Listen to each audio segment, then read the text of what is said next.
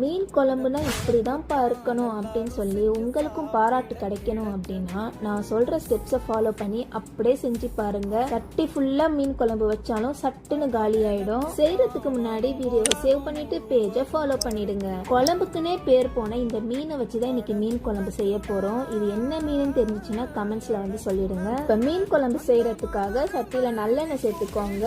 எண்ணெய் நல்லா சூடானதுக்கு அப்புறம் 2 பழுத்த தக்காளியை நல்லா வந்து ஃப்ரை பண்ணி எடுத்துக்கலாம். தக்காளி ஃப்ரை பண்ணி அரைக்கும் போது ரொம்பவே சூப்பரான ஃப்ளேவர் கொடுக்கும். இப்போ ஒரு மிக்ஸி ஜாரில் ஃப்ரை பண்ணி வச்சிருந்த தக்காளி, வெங்காயம், பச்சை மிளகாய் இது மூணுத்தையும் சேர்த்து நல்லா மையா அரைச்சி எடுத்துக்கோங்க. இப்போ நல்ல பெரிய லெமன் சைஸ் அளவு புளி எடுத்து கரைச்சி வச்சிருக்கேன். இது கூட மிளகாத்தூள், வீட்டில் அரைச்ச தனியாத்தூள், உப்பு, அரைச்ச தக்காளி பேஸ்ட் இது எல்லாத்தையுமே சேர்த்து நல்லா ஒரு வட்டி கையாலேயே பிசைஞ்சு எடுத்துக்கோங்க. இப்போ மீன் குழம்பு தாளிக்கிறதுக்காக அதே சட்டியில சோம்பு, வெந்தயம், கருவேப்பிலை இது மூணும் நல்லா பொரிஞ்சதுக்கு அப்புறம் வெங்காயத்தை போட்டு நல்லா வந்து ஃப்ரை பண்ணி எடுத்துக்கோங்க. வெங்காயம் நல்லா பிரவுன் கலர்ல ஃப்ரை ஆகி வரட்டும். வெங்காயம் நல்லா பொரிஞ்சு வந்ததுக்கு அப்புறம் ஸ்டவ் ஆஃப் பண்ணிட்டு மிளகாத்தூள் சேர்த்து ஒரு வாட்டி மிக்ஸ் பண்ணி ஃப்ரைட் ஆனியன் பாதி அப்படியே வந்து தனியா எடுத்து வச்சிருங்க. இப்ப அகைன் ஸ்டவ் ஆன் பண்ணிட்டு கரைச்ச புளி தண்ணி, மாங்காய், கத்திரிக்காய் நல்லா சுத்தமா கழுவி எடுத்த மீன் இது எல்லாத்தையும் சேர்த்து மூடி விட்டுருங்க. 5ல இருந்து 6 நிமிஷத்துக்கு மூடியை திறக்காம அப்படியே வந்து நல்லா பாயில் பண்ண விட்டுருங்க. இல்ல மசாலா கொதி வாசனை வந்துடும். குழம்பு நல்லா கொதிச்சதுக்கு அப்புறம் தனியா பொரிச்சு வச்சிருந்த வெங்காயத்தையும் சேர்த்து ஒரு வாட்டி மிக்ஸ் பண்ணிட்டீங்கன்னா